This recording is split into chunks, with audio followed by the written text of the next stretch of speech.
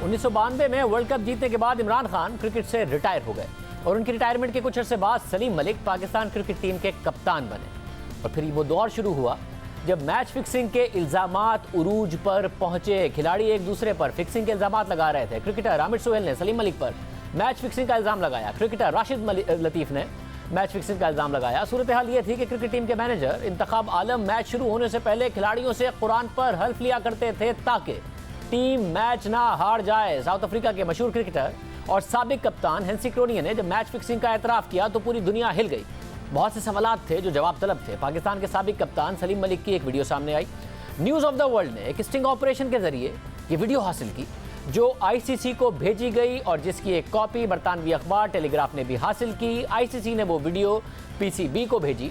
सन 2000 में टेलीग्राफ ने इस हवाले से एक रिपोर्ट शाया की और इस वीडियो का अहवाल बताया। टेलीग्राफ की इस रिपोर्ट के मुताबिक अखबार के पास एक ऐसी वीडियो मौजूद है जिसमें अंडरकवर इन्वेस्टिगेशन में न्यूज़ ऑफ द वर्ल्ड की टीम जो बिजनेसमैन के तौर पर पाकिस्तान के साबिक कप्तान सलीम मलिक से मिली थी तो सलीम मलिक ने उनके सामने इस करप्ट दुनिया के राज अफशा कर दिए थे। टेलीग्राफ के मुताबिक इस टीम के साथ सलीम मलिक ने जो बातें की हैं उसमें सलीम मलिक ये कहते हुए नजर आ रहे हैं कि मैच फिक्सिंग को कामयाब करने के लिए खिलाड़ी और अंपायर्स को खरीदना पड़ता है जिसके लिए तकरीबन 5 लाख पाउंड लगेंगे। मगर बाद में सलीम मलिक ने ये 1 लाख पाउंड तक की बात की। टेलीग्राफ के मुताबिक सलीम मलिक वीडियो में कहते हुए नजर आए कि किस मैच को फिक्स करने के लिए आपको इस टीम के 5 से 6 खिलाड़ियों को शामिल करना पड़ता है और फिर कप्तान भी शामिल होता है।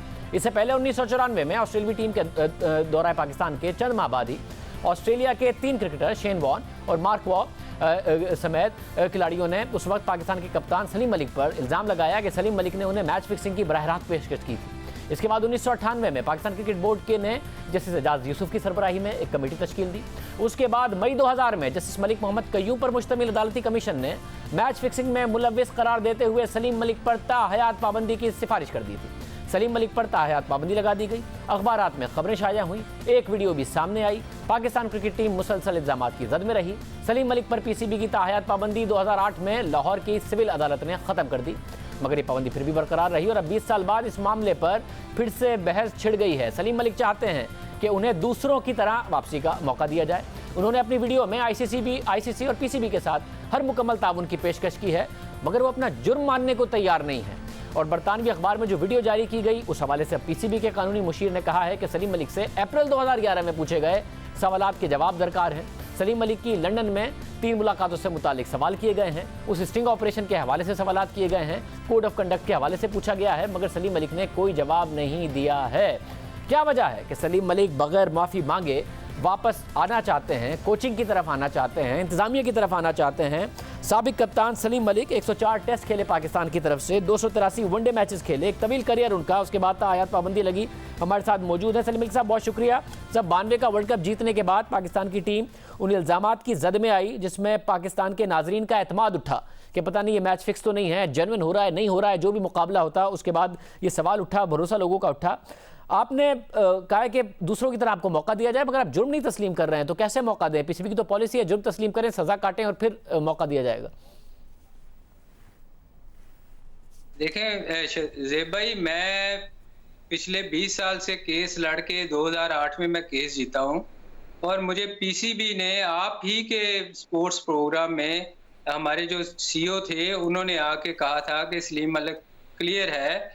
उन्होंने मेरे प्रोविडेंट फंड रोका हुआ था, मुझे वो रिलीज़ किया। अब मेरी उस वीडियो को इन्होंने डिफरेंट रंग दे के पेश करके कह दिया जी कि मैं माफ़ी मांग रहा हूँ। मैं किस चीज़ की माफ़ी मांगूँ? मैं तो बहुत वो प्लेयर हूँ कि जिसने पूरा 20 साल केस इस जंग में लड़ता रहा हूँ। अब जिन लोगों को फाइन हुआ, जिन लोगों ने फाइन पे किए और वो उनके लिए, मैं हमेशा कहता हूँ जस्टिस क्यूम की रिपोर्ट पढ़ें आप, उसमें क्लियर उन लोगों को, जिन लोगों के बारे में कहा गया वो सब पाकिस्तान क्रिकेट बोर्ड में वो जॉब्स कर रहे हैं। मैंने तो ज़ेब भाई केस लड़के केस जीता हुआ है, मेरा प्रोविडेंट फंड क्रिकेट बोर्ड ने दिया हुआ है। अब मेरी बारी, ये कहते हैं जी आईसीसी को हम लिख रहे हैं, बाकियों के लिए ये 1 महीने में लिख लेते हैं। मेरी बारी पता नहीं आईसीसी चांद पे चला जाता है कि पिछले 20 साल से आईसीसी को ही नहीं लिख पा रहे। इसीलिए मैंने रिक्वेस्ट की थी कि मैं हाजिर हूँ, मैं आईसीसी के आगे भी पेश होने के लिए तैयार हूँ। मैं उनकी जो एंटी करप्शन, हालांकि वो हमारे टाइम में थी उसमें मैं फॉल ही नहीं करता एंटी करप्शन वाली केस में। तो ये मुझे मेरी बारी, ये कानून डिफरेंट है। मैं पाकिस्तानी नहीं हूँ? मैं क्या कहते हैं, मेरे साथ सौतेला सलूक क्यों किया जा रहा है? ज़ेब भाई, मैं आप ही की तवज्जो से अपील कर रहा हूँ, क्योंकि आपका पूरी दुनिया में प्रोग्राम देखा जाता है, कि मेरे साथ अकेले के साथ क्यों? बाकियों के भी आप रिपोर्ट्स पढ़े ना, बाकी सब पाकिस्तान को ज्वाइन किया हुआ है इन्होंने, और मेरे साथ सौतेला सलूक किया जाता है। मगर सलीम साहब, ज़ाहिर है जो लाइफ टाइम बैन है वो एक बहुत सख्त सज़ा है, उसकी तो कोई हिमायत नहीं की जा सकती। मगर आप जुर्म नहीं मान रहे हैं, आप मलिक कयूम की रिपोर्ट का हवाला दे रहे हैं, तो उन्होंने ही तो प्रपोज किया था और सबसे सख्त सज़ा आपके लिए थी कि आप पर लाइफ टाइम बैन लगाएं, आपके असासों की तहकीकात करें, आपके खिलाफ मुकदमा क्रिमिनल कोर्ट में ऑफ लॉ में चलाया जाए। ये मलिक कयूम ने कहा था, जिसका आप हवाला दे रहे हैं। तो क्यों नहीं चलाया फिर इन्होंने? मैंने तो कोर्ट में जाके क्लियर किया है ना। मैंने कोई अपनी तरफ से मैं तो नहीं लेके आया कि मैं क्लियर हो गया हूँ। मैंने तो पिछले 10 साल मैं कोर्ट में केस लड़ता रहा हूँ, मैं कोर्ट से मैं क्लियर हुआ हूँ। जब मुझे पाकिस्तान कोर्ट ने मुझे क्लियर किया है, तो यहाँ तो फिर इसको कहे कि हम कोर्ट को नहीं मानते। अगर मानते हैं तो फिर वही चीज मुझे क्लियर किया जाए। अगर जस्टिस क्यूम की रिपोर्ट को मानते हैं तो फिर बाकियों के साथ भी सेम सलूक किया जाए। अगर नहीं मानते तो तब भी मुझे फिर किस चक्कर में इन्होंने इतने सालों से लटकाया हुआ है? मतलब ज़ाहिर है जुरिस्डिक्शन के अगर कोर्ट के इश्यूज थे और ये पीसीबी की जिम्मेदारी थी कि इस मामले को आगे बढ़ाता। आप 2008 में अगर केस जीते हैं, मगर ये जो sting operation news of the world का, जिसने बाद में भी मजहर महमूद ने किया सलमान बट और मोहम्मद आसिफ और आमिर के साथ, उसका जवाब आपने नहीं दिया है। और उस वीडियो में जो कि 2000 में बाकायदा आर्टिकल छाया हुआ कि वो वीडियो मौजूद है, वो आईसीसी को भेजी और आईसीसी ने पीसीबी को भेजी, जिसमें आप मान रहे हैं कि 5 लाख पाउंड में मैच फिक्स हो जाता है, 5-6 प्लेयर फिक्स करने पड़ते हैं, कप्तान भी चाहिए होता है, कभी कभार अंपायर्स को भी मिलाना पड़ता है। तो ये सारी की सारी बातें आपने की है, जिसका आपने जवाब नहीं दिया। 2011 में पीसीबी ने आपसे जवाब मांगा था वो वीडियो का। तो मुझे पता चलेगा तो मैं मांगूंगा ना शाहजेब भाई। ये तो मुझे अभी ये तफज्जुल रिजवी साहब की बयान आया कि ये वो उसका जवाब नहीं दिया गया, तो मैंने तो इनको कहा है मुझे भिजवाए, मैं उसका जवाब देता हूँ। मुझे कोई चीज मिलेगी तो मैं उसका जवाब दूंगा ना। और मैं ये बार बार कह रहा हूँ शाहजेब भाई कि 2000 की बात कर रहे हैं, तो 2008 तक मेरा केस चला है। इन्होंने कोर्ट में क्यों नहीं पेश किया उसको? मेरे खिलाफ वो सबूत पेश करने चाहिए थे ना इनको सर। मतलब जो पीसीबी की जिम्मेदारी थी वो तो थी, मगर क्या आप मिले थे? न्यूज़ ऑफ द वर्ल्ड का ये स्टिंग ऑपरेशन हुआ था जिस वीडियो में आपने ये सारी बातें तस्लीम की थी। सर ये क्वेश्चन बाद में आता है। मैं कह रहा हूं कि मैं मिला हूं या नहीं मिला हूं, इनको तो पेश करने चाहिए थे ना उधर। वैसे बाद में नहीं आता ना। आप देखें, स्पॉट फिक्सिंग भी बहुत ज़्यादा बुरी चीज़ है। आप लोगों पर इल्ज़ाम मैच फिक्स करने का है। हम जब मैच देखा करते थे, एतमाद नाजरीन का उड़ गया था मैच फिक्सिंग के हवाले से। उस वीडियो में अगर आपने किया है और उसी वीडियो में बताया जा रहा है कि आपने एक मैच का ये भी अहवाल दिया कि एक दफ़ा ये टेंशन हो गई कि दोनों टीमों ने मैच फिक्स किया हुआ था हारने के लिए, ऑस्ट्रेलिया ने भी और पाकिस्तान ने भी। सिंगर कप का मैच था, श्रीलंका में हो रहा था 1994-95 में, और ऑस्ट्रेलिया ने हारने के लिए फिक्स किया हुआ था। आप लोगों ने बड़ी कोशिश की कि वो रन बनाए, वो रन नहीं बना रहे थे। 179 50 ओवर में बना सके, ऑल आउट भी नहीं हुए। जवाब में पाकिस्तान ने बैटिंग की और पाकिस्तान ने 151 रन बनाए, ऑल आउट भी नहीं हुए 50 ओवर में। इंजमामुल हक ने इतनी सारी बॉलें खेल के इतने से रन बनाए, आपने इतनी सारी बॉलें खेल के इतने से रन बनाए, दूसरे प्लेयर्स बड़ी मुश्किल से। तो ये बड़ी मुश्किल से आप लोग हारे, आपको बड़ी मेहनत करनी पड़ी, क्योंकि ऑस्ट्रेलिया ने भी हारने के लिए मैच फिक्स किया हुआ था। ये भी आपने उनको बताया। तो मुझे दिखाएं ज़ेब भाई, मुझे दिखाएं। मुझे तो मालूम नहीं, ये कह रही है ना, मुझे दिखाएं। नहीं, 20 साल हो गए इसको पब्लिश हुए, आपने पढ़ा होगा। बिल्कुल हुआ होगा, मैं नहीं कह रहा। मैं तो पाकिस्तान में था और मुझे नहीं पता कि ये हुआ होगा। डेफिनेटली आप ठीक कह रहे हैं, उस वक्त काफी शोर मचा था जब ये बात हुई थी। तो मैंने तो इसको कभी सीरियस लिया ही नहीं था कि ये क्या चीज है, क्योंकि इन्होंने मेरे पे बैन लगा दिया। मैं इतना अपसेट था कि मुझे तो समझ नहीं आती थी कि मेरे साथ हो क्या रहा है। अच्छा, मगर इसके अलावा सिर्फ मलिक कयूम की रिपोर्ट नहीं है, जैसे एजाज चौधरी और उसके सारे फिर जुरिस्डिक्शन के सारे इश्यूज रहे कि बन सकता था नहीं बन सकता था। उसमें भी राशिद लतीफ़ हों, आमिर सुहेल हों, सब ने आपके खिलाफ टेस्टिफाई किया है। इंतखाब आलम बताते नजर आते हैं कि हाँ जी, वो कुरान पे हल्फ लेना पड़ता था प्लेयर्स से, क्योंकि सोचते थे किसने पता नहीं फिक्स किया हुआ है, किसने नहीं किया हुआ, मैच ना हार जाए, कप्तान ने तो नहीं फिक्स किया हुआ।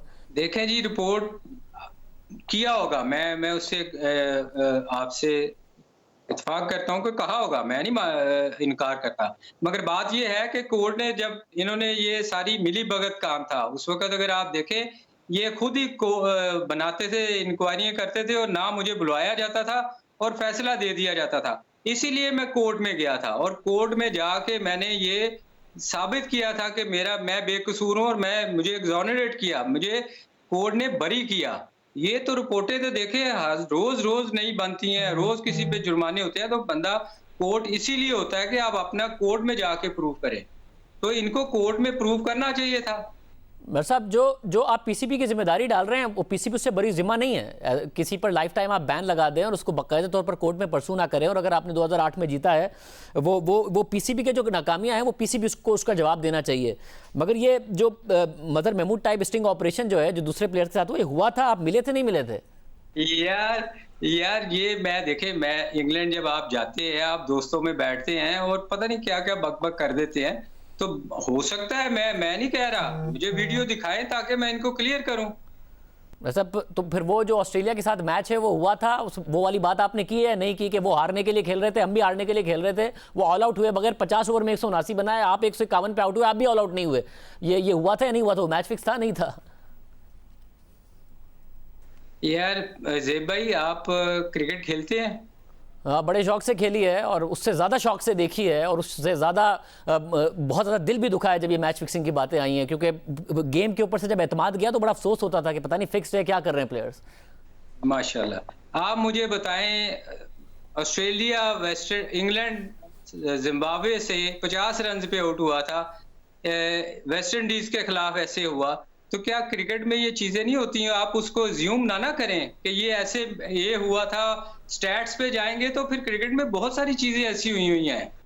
दुरुस्त है, इत्तफाक होते हैं, यही गेम की खूबसूरती है, मगर उस इत्तफाक में ये इत्तफाक नहीं होता कि प्लेयर्स, नाइब कप्तान आप पे इल्ज़ाम लगा रहा हो कि आप मैच फिक्स करते हैं, आमिर सुहेल आप पर इल्ज़ाम लगा रहे हो आप मैच फिक्स करते हैं, इंतखाब आलम कुरान पर हल्फ ले रहे हो, दूसरे प्लेयर्स इल्ज़ाम लगा रहे हो।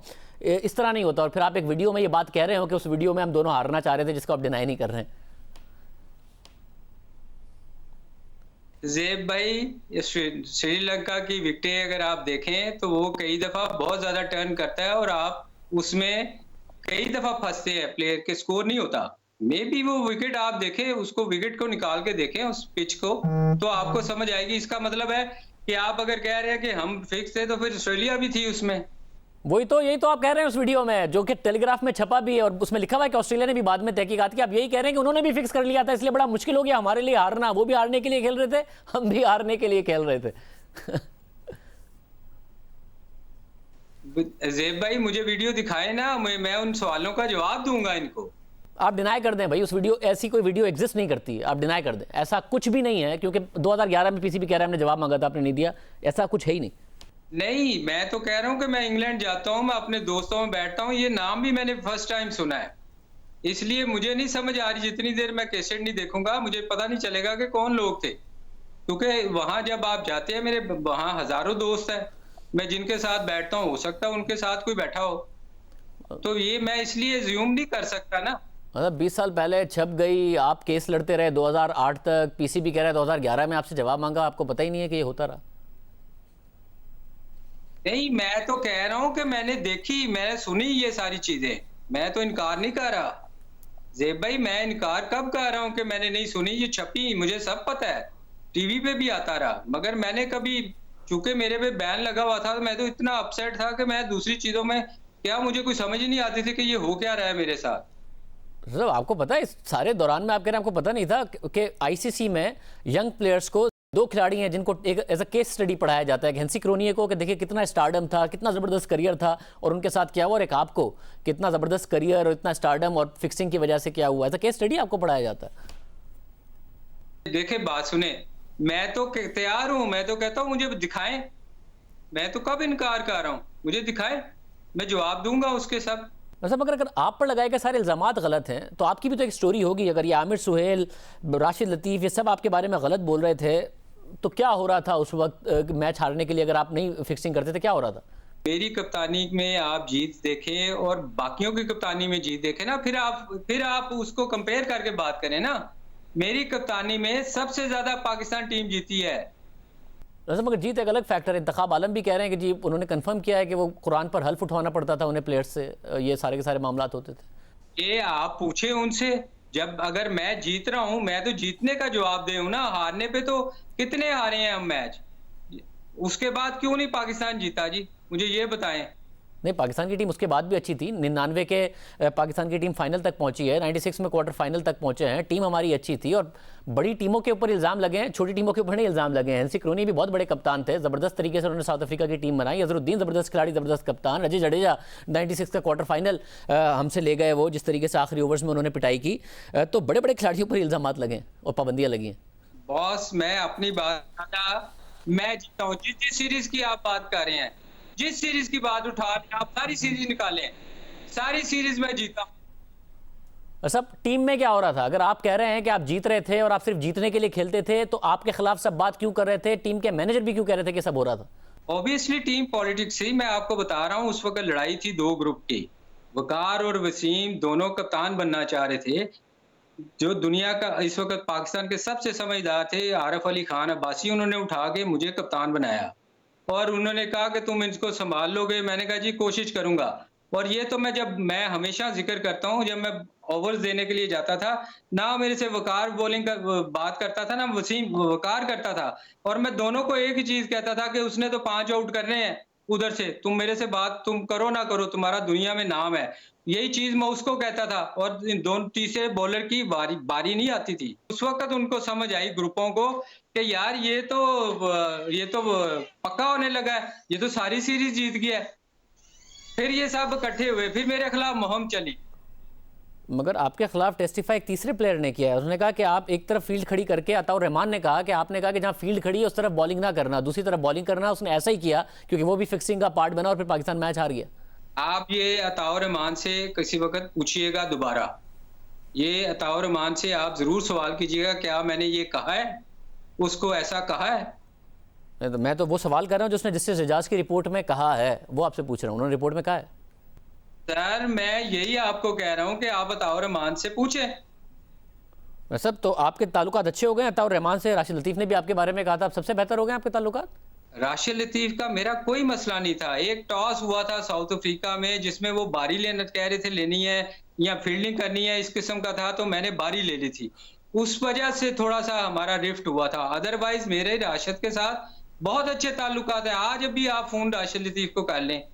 राशिद लतीफ़ ने आप पर और भी बहुत ज़्यादा इल्ज़ामात लगाए हैं। चेक्स वो बुकीज़ के मुख्तलिफ जगह पे पब्लिश हुआ कि वो दिखाते रहे कि वो आपके नाम पर थे। साथ ही उस टॉस के हवाले से जिसका आप जिक्र कर रहे हैं, उसमें वो उन्होंने कहा कि उन्होंने आपको कन्विंस कर लिया था टॉस के हवाले से, मगर आपने उसके बावजूद उल्टा फैसला किया, पाकिस्तान वो मैच हारा क्योंकि आपने वो मैच फिक्स किया हुआ था। देखें बॉस, बात सुने, ये कप्तान की मर्जी होती है। मैं समझता था उस वक्त कि हमें बारी लेनी चाहिए, तो मैंने वो डिसीजन लिया।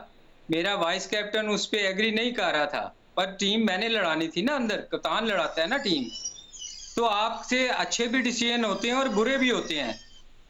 तो ये कोई लिखा तो नहीं हुआ था कि मैं हर वक्त मेरा डिसीजन कोई अच्छा ही होगा, गलत मैं कोई खुद अल्लाह माफ करे कि मैं फरिश्ता तो नहीं था। मगर इस एक मैच के अलावा भी उन्होंने बहुत ज़्यादा आप पर इल्ज़ामात लगाया। वो क्या कहते हैं, राशिद लतीफ़ हो, दूसरे खिलाड़ी हो, वो कहते हैं कि उन्होंने गलत इल्ज़ामात लगाए थे आप पर? नहीं, अब तो वो सारे कहते हैं यार गलत हुआ है हमसे। सब कहते हैं कि यार ज्यादती हुई है।